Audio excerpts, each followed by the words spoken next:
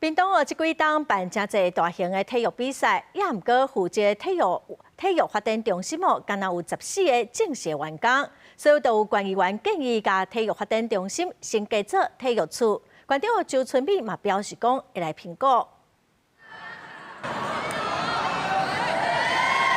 有的选手找机会，想办法要甲对方先演好倒。这是114年全国中正杯柔道锦标赛，各位选手拢想要得冠军摕金牌。不过有议员伫质询时讲，屏东县这几年举办足侪大型运动比赛，但是体育发展中心只有14名员工，卡手明显无够。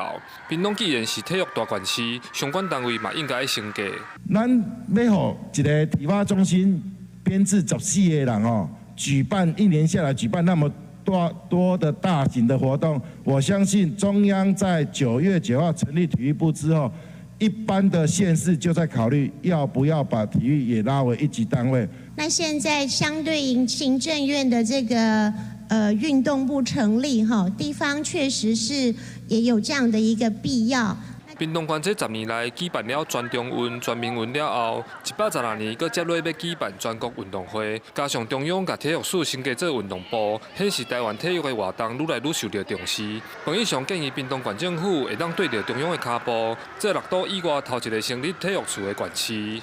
我们是全国第1个县市把长照拉为1级单位的，成为长照处的哈。 也是非6都以外第1个成立体育处的。那之前我们是碍于说我们整个局处24个局处的编制都满，那今年呢我们也突破了吼，还可以再增加2个局处。县长周春美讲，体育发展中心的业务量这几年确实有较济，表示体育发展确实重要。加上县府今年阁会当增加2个局处，未来有调整的空间。伊表示，县府会先清点需求和人力分配，整理了后会做明确决定。记者柯明哲，屏东报道。